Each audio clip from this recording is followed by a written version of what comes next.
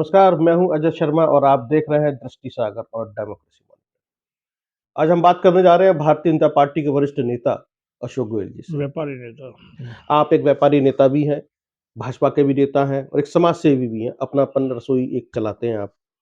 अशोक गोयल जी, आपका स्वागत है। नमस्कार शर्मा जी। मैं देश भी जानना चाहता है और उत्तर प्रदेश की हम बात करें तो वहां पर भी इसकी चर्चाएं चल रही हैं। मोदी जी की जो संकल्प यात्रा है, अम, मोदी की गारंटी के नाम से भी बात हो रही है। अभी हमने कुछ दिन पहले देश के प्रधानमंत्री को काशी में भी सुना। उन्होंने अपनी योजनाओं के बारे में कहा और कहा कि लोग के बीच में जाइए और बताइए कि मोदी की क्या योजनाएं हैं, देश के प्रधानमंत्री ने जो योजनाएं शुरू की हैं। आप कैसे देखते हैं? पहली प्रतिक्रिया आपकी। मेरा ये कहना है इस संबंध में, पिछले 9.5 वर्षों में मोदी जी के कार्यकाल में समाज के प्रत्येक वर्ग के हित में जन कल्याणकारी योजनाएं आई हैं। जी। उनको नीचे तक पहुंचाना, अफसरों का समुचित सहयोग लेना, समाज के प्रत्येक वर्ग में बिना किसी जाति व मजहब के भेदभाव के वो योजनाएं पहुंचे, ये जी। सबसे बड़ा प्रयास रहा है और इसमें सफलता मिली है। हम्म।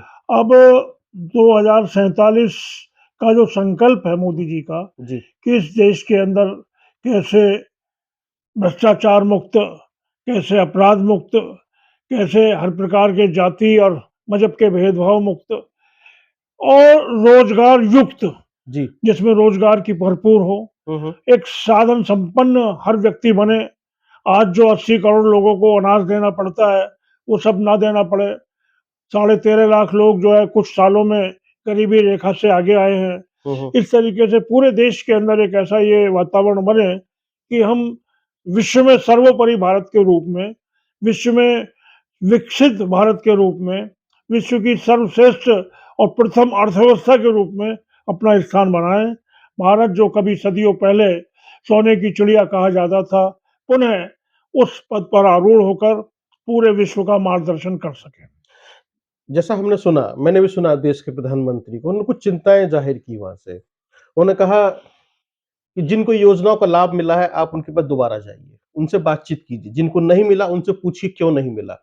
हम सभी को देना चाहते हैं, सभी के लिए करना चाहते हैं। उनसे पूछिए, कहीं उनको कोई रिश्वत तो नहीं देनी पड़ी, कोई समस्या तो नहीं आई, कोई दिक्कत तो नहीं आई, क्योंकि हम सभी का विकास चाहते हैं, जैसा कि देश के प्रधानमंत्री मैं ने इसी कहा। योजना के अंतर्गत अभी मुरादनगर क्षेत्र जो हमारा है, जी। उसके असालतपुर गांव में गया था। जी। वहाँ बड़ी संख्या में लाभार्थी और समाज के लोग, गाँव के लोग मौजूद थे और साथ में हमारे जितने ब्लॉक डेवलपमेंट अधिकारी और अधिकारी, विभिन्न विभागों के अधिकारी, वो भी हम्म। मौजूद थे और अधिकारियों के समक्ष ही मुझे ये अवसर था कि जन सामान्य से मैं सवाल पूछूं जी। और मैंने मालूम किया कि भाई क्या योजनाएं जो ये बता रहे हैं इन सबका लाभ आपको मिला है, तो लोगों ने हाथ उठाया। हम्म। मैंने फिर ये भी पूछा कि क्या जाति और मजहब का भेदभाव हम्म। हुआ, तो तुरंत जवाब आया नहीं, बिल्कुल सबको मिला है। जी। तो ऐसे करके मुझे लगता है कि योजनाएं नीचे तक पहुंची हैं। अगर कोई शिकायत आएगी तो उस पर विचार किया जाएगा, लेकिन इस बात से ये बहुत सारे लाभार्थियों को वो भी दिए गए, पर प्रमाण पत्र भी दिए गए। तो पूरा प्रयास चल रहा है कि पूरे देश में इस तरह के कार्यक्रम हो, जनता को ये पता चले कि सरकार उनके हित में क्या सोच रही है। जी, यानी कि कुल मिला के जो हमारी समझ में आता है कि अधिकारी भी अब संजीदगी के साथ काम कर रहे हैं और जनता तक योजनाओं का लाभ पहुंचा रहे हैं। काम कर रहे हैं नहीं, काम लिया भी जा रहा है। जी। अधिकारियों के ऊपर भी उन्हें चिंता है कि बराबर मॉनिटरिंग हो रही है। हम्म। चल, ये तो योजनाओं का लाभ है और जिस तरीके से योजनाएं हर व्यक्ति तक पहुंच रही हैं और देश के प्रधानमंत्री की चिंता भी है कि सभी तक उसका लाभ पहुंचे, सबको मिलना चाहिए, क्योंकि उनका एक ही नारा है, एक ही सिद्धांत है, सबका साथ सबका विकास। अशोक गोयल जी, आप उत्तर प्रदेश में हैं, गाजियाबाद से हैं, व्यापारी नेता भी हैं, एक धार्मिक व्यक्ति भी हैं, आप समाज सेवा करते हैं। मैं थोड़ा सा समझना चाहता हूँ उत्तर प्रदेश में जो माहौल है धर्म को लेकर। आप देखें, चाहे हम अयोध्या की बात करें, 22 जनवरी को एक बहुत ही बड़ा ऐतिहासिक दिन है, करोड़ों हिंदुओं की आस्था का, सभी इमोशनल है इस वक्त पूरे देश के अंदर। फिर हम मथुरा की बात करते हैं, काशी की बात करते हैं। तो एक जो धार्मिक जो संभाव आ रहा है, अभी हमने सहदेव मंदिर का भी उद्घाटन देखा, देश के प्रधानमंत्री भी थे, उत्तर प्रदेश के मुख्यमंत्री योगी आदित्यनाथ भी थे। आप कैसे देखते हैं योगी जी की इस कार्यशैली को? देखिए 2002 से 2017 तक जी, जो रिक्त स्थान रहा, भारतीय जनता पार्टी की सरकार उत्तर प्रदेश में नहीं रही। 2002 में माननीय राजनाथ सिंह जी मुख्यमंत्री हुआ करते थे। उसके बाद में अभी 2017 में योगी जी मुख्यमंत्री के रूप में उत्तर प्रदेश की सेवा के लिए आगे आए। जी। उत्तर प्रदेश में जिस तरीके से कानून व्यवस्था का राज कायम करके सुरक्षा का माहौल बना है, गुंडे बदमाशों को कहीं भी कहीं उनको हर तरीके से जो एक उचित रास्ता दिखाया जा सकता है, दिखाया गया है। और योगी जी की जो शैली है, कहीं न कहीं अपराध के प्रति कठोरता की, उसका पूरे देश में प्रभाव है। आज योगी जी के क्या नाम इन कार्यों को जिस तरीके से बुलडोज़र वगैरह सारे लोग हुँ, कहते हैं, वो संस्कृति को माना जा रहा है। लेकिन ठीक उसी तरह माननीय योगी जी के शासन में आस्था को सम्मान मिला है। बिल्कुल। आस्था अयोध्या में तो आप देख ही रहे हैं, अयोध्या विश्व स्तरीय केंद्र बन रहा है। अयोध्या में इंटरनेशनल हवाई अड्डा भी बन रहा है, बन गया है। ये अयोध्या के अंदर जिस तरीके से ट्रेनें चलेंगी, अयोध्या के अंदर जिस तरीके से विकास हो रहा है, और अयोध्या ही नहीं, अयोध्या के जो ये अयोध्या तीर्थ क्षेत्र, जी, जी। पूरा तीर्थ क्षेत्र का विश्व स्तरीय विकास, सारी दुनिया के लोग आएँ और देखें कि भारत का अतीत क्या है। और हुँ, उस अतीत को दिखाते हुए भगवान राम के प्रति वो अपना सम्मान प्रकट करें, भगवान राम से प्रेरणा लें, उनके जीवन से प्रेरणा लें। इसी तरीके से काशी में कायाकल्प हुआ है, विश्व स्तरीय सौंदर्य वहाँ हुआ है, बिल्कुल। क्रूज़ चलने लगा है, अयोध्या से भी क्रूज़ चल रहा है, और पानी के अंदर जो है वहाँ से भी क्रूज़ चल रहा है, तो पर्यटन को भी बढ़ावा दिया जा रहा है। भगवान भोले की नगरी आज जो है चमचमा रही है, हर तरीके से वहाँ देव दीपावली 22 लाख दिए जलना देखने लायक बात थी। इसके अलावा प्रयागराज में आ जाइए, प्रयागराज संगम नगरी है। हुँ, हुँ। वहाँ लोग स्नान के लिए आते हैं और पुण्य कमाते हैं और अपना जीवन के लिए सोचते हैं कि मुझे हर प्रकार के बाधाओं से मुक्ति मिले। तो उसमें कितना बड़ा कुंभ का आयोजन हुआ, करोड़ों लोगों ने स्नान किया, और अब तो सीधे-सीधे बात है कि भगवान कृष्ण की नगरी मथुरा और वृंदावन के अंदर भी विकास की योजनाएँ आ रही हैं।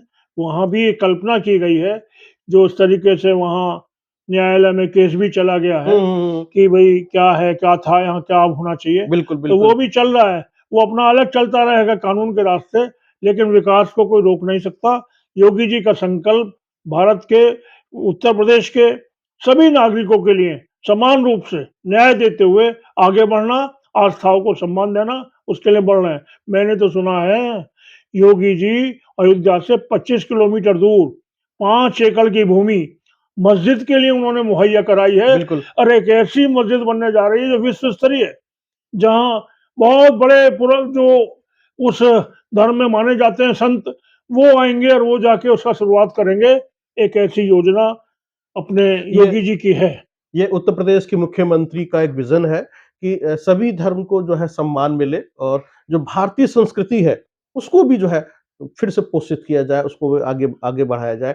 जैसे हमारी भारतीय संस्कृति में होता है अशोक जी तीर्थाटन का एक चलन था कि हम अ, अलग-अलग धार्मिक स्थलों पे जाते थे घूमने के लिए या प द पूजा-पाठ करने के लिए, वहाँ रहते भी थे, एक गुरु आश्रम व्यवस्था थी। ऐसा ही कुछ अब शुरू हो गया है। अशोक जी, अभी आप बात कर रहे थे व्यापारियों को लेकर बहुत सुरक्षा है, उत्तर प्रदेश शासन के अंदर व्यापारी सुरक्षित है, व्यापार बढ़ रहा है और इकॉनमी भी बढ़ रही है।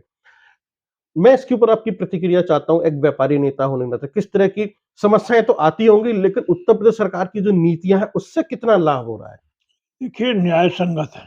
जी, व्यापारी राजस्व भी बढ़ाना चाहता है, इस देश के प्रति समर्पित है सदैव, जी, और ये भी चाहता है कि शांति प्रिय ढंग से उसको न्यायपूर्वक, न्याय संगत शासन मिले। तो वही व्यवस्था उत्तर प्रदेश में इस समय चल रही है।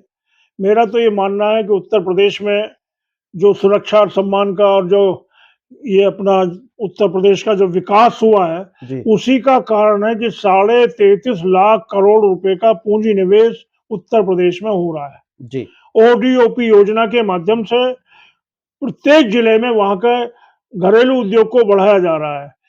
अभी तो एक और योजना आई थी कि छोटा दुकानदार कोई भी हो, हुँ, हुँ। वो एक फॉर्म भरो और उसे 5 लाख रुपए का बीमा, हाँ, दुर्घटना बीमा दिया जा रहा है, वो लघु उद्योग केंद्र के माध्यम से। इसी प्रकार से योगी जी ने जो कल्पना की है उत्तर प्रदेश के व्यापार को बढ़ाने की, औद्योगिकरण की, सड़कों का जाल यहाँ बिछ ही चुका है। आप देख ही रहे हैं कैसे चारों तरफ एक्सप्रेस हाईवे चल रहे हैं। योगी जी ने इस उत्तर प्रदेश को नए उत्तम विकसित उत्तर प्रदेश के रूप में स्थापित कर दिया है। योगी जी की योजना, योगी जी की सारी चीजें लोगों के दिमाग में है। और इस बार मैं तो अपनी पार्टी की ओर से कहना चाहता हूँ कि पार्टी नेतृत्व का, हमारे उत्तर प्रदेश के नेतृत्व का पूरी तरीके से विचार है कि हम 80 की 80 सीटों पर भारतीय जनता पार्टी की विजय 2024 के मिशन में लाएंगे। हमें कामयाबी मिलेगी। हमें हिंदू मुस्लिम जो भी राष्ट्र के प्रति समर्पित व्यक्ति है सबका वोट मिलेगा। 55% से अधिक मत लेकर हम सभी 80 सीटों पर कामयाब होंगे। चलते चलते मैं एक सवाल और पूछना चाहता हूँ आपसे। आपने 80 सीटों का जिक्र किया। लोकसभा चुनाव आने वाला है, मार्च अप्रैल में वोटिंग हो जाएगी। इस पर मैं आपकी प्रतिक्रिया चाहता हूँ, कैसे देख रहे हैं और कितनी सीटें जीतने का अनुमान है? क्योंकि 3 राज्यों में आपको बहुत ही ऐतिहासिक जीत मिली है। मध्य प्रदेश की जीत तो ऐतिहासिक है, 8% का वोट का हाइक है वो उसके अंदर। देखिए, प्रदेशों में पहले भी चुनाव हुए थे। जी, प्रदेश विधानसभाओं में अगर सीटें कम भी मिली थी, तो लोकसभा में केवल और केवल देश की सरकार के लिए व्यक्ति मतदान करता है। जी, लोकसभा में भारी समर्थन मिला था जी, और इस बार तो प्रदेश में भी अच्छा वोट मिला है, तो लोकसभा में और भी ज़्यादा बढ़कर मिलेगा। दक्षिण में भी हमने एंट्री की है। दक्षिण में हम 1 से 8 की ओर पहुँचे हैं। बिल्कुल, 1 थे ना? बिल्कुल। 1 से 8 की ओर पहुँचे हैं। जी, हर जगह विकास है। हम पश्चिमी बंगाल में भी हर जगह हमारे लोग कार्यकर्ता का, हमारी कार्यकर्ता आधारित पार्टी है और कार्यकर्ताओं के दम पर और मोदी जी की नीतियों के आधार पर, जन सेवा के नीतियों के आधार पर हमें पूरा उम्मीद है कि इस बार हम 400 प्लस का जो लक्ष्य है जी, उसके आसपास रहेंगे। 375 से सवा 400 के बीच ये निश्चित रूप से होने जा रहा है। बिल्कुल। देखिए जिस तरीके के रिज़ल्ट आए मध्य प्रदेश, छत्तीसगढ़ और राजस्थान में और मध्य प्रदेश के रिज़ल्ट है, तो सभी को चौंका दिया। 8% का जो मतदान में बढ़ोतरी देखी गई या हम यूँ कहें कि एक एक ऐसी हाइट देखी गई जो कि शायद अप्रत्याशित रही, जिसने भारतीय जनता पार्टी को का मनोबल ऊँचा कर दिया। राजस्थान में भी आपने देखा, छत्तीसगढ़ में भी देखा, तेलंगाना के में भी देखा वोट परसेंटेज बढ़ा है और सीटों में बढ़ोतरी तीनों हुई जगह है। नेतृत्व परिवर्तन किया है। और ये जो नेतृत्व परिवर्तन किया, ये भारतीय जनता पार्टी ने बता दिया है कि यहाँ पर एक कार्यकर्ता भी मुख्यमंत्री बन सकता है। जैसे कि यहाँ कहा जाता है ना देवतुल्य कार्यकर्ता। ये जो संस्कृति है, ये जो परंपरा है, भारतीय जनता पार्टी की है। आज हम चाहे किसी की भी बात कर लें, मोहन यादव की सबसे ज़्यादा चर्चा हो रही है। बहुत ही सुलझे हुए और साधारण व्यक्ति हैं। भजनलाल शर्मा भी ऐसे ही हैं। तो ये जो नाम है, जो चर्चा का विषय बने हुए हैं, ये बता रहे हैं। सिंहदेव की हम बात कर लें छत्तीसगढ़ से। ये नाम हमें बताते हैं कि भारतीय जनता पार्टी किस तरीके से सोचती है अपने कार्यकर्ताओं के बारे में और किस तरह की रणनीति के साथ काम करती है और उसका जो समीकरण है, वो बाकी पार्टियों के लिए एक चुनौती है। मैं अशोक जी मैं रोक नहीं पा रहा हूँ अपने आप को आपसे पूछने के लिए, मोहन यादव की चर्चाएँ सबसे ज़्यादा हैं और भजनलाल शर्मा की भी। तो पहले मोहनलाल यादव और फिर मोहन यादव फिर भजनलाल शर्मा। देखिए, मोहनलाल यादव ही क्यों, छत्तीसगढ़ में माननीय रमन सिंह जी बहुत लंबे समय तक मुख्यमंत्री वहाँ रहे थे। जी, पिछले कार्यकाल में नहीं थे, लेकिन पुनः जीत मिली और उस जीत के प्रति सबसे पहले विश्वास व्यक्त करने वाले रमन सिंह जी ही थे जी। कि हम ऐसा नहीं, ये जो सर्वे गलत है और हम ऐसे जीत रहे हैं। हुँ, और वो लगभग सही साबित हुआ। उसके बाद भी जिस शालीनता से रमन सिंह जी ने अपने आप को सत्ता अपने नेतृत्व के निर्देश पर जी, जी। स्थापित जो है नए व्यक्ति को कराया, विष्णुदेव जी को। उसके अलावा छत्तीसगढ़ में के अलावा जैसे मध्य प्रदेश में आदरणीय मोहन यादव जी। 17 वर्षों से हमारे शिवराज सिंह जी मुख्यमंत्री थे। उनके पहले वाले चुनाव में जब वो बने थे, जब मैं भी गया था चुनाव प्रचार में, जी, तो मुझे लगता है कि भारतीय जनता पार्टी की संस्कृति है कि एक अच्छे कार्यकर्ताओं को समय आने पर उचित अवसर देना। उचित अवसर देने के बाद उसे सेवा के लिए प्रेरित करना और बाकी सब लोगों को शालीनता से उसको स्वीकार कर लेना। अब शिवराज सिंह जी हैं, बाकायदा देश में लगेंगे, विभिन्न क्षेत्रों में प्रचार यात्रा में लगेंगे। सबका एक समर्पित भाव है, वो है भारत राष्ट्र। हम भारत राष्ट्र के प्रति समर्पित हैं, ऐसा ही मुझे कहना है। जी। भारतीय जनता पार्टी ने स्पष्ट कर दिया, सत्ता या पावर सिर्फ एक परिवार के साथ नहीं रहेगी। चाहे हम वसुंधरा राजे की बात करें या फिर शिवराज की बात करें, लगातार जो परंपरा चली आती है कि रिपीट होते रहते हैं, ऐसा नहीं होगा। पार्टी सभी को मौका देती है।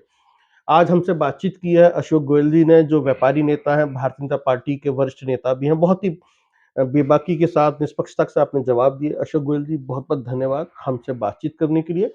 आप देख रहे थे दृष्टि सागर और डेमोक्रेसी मॉनिटर।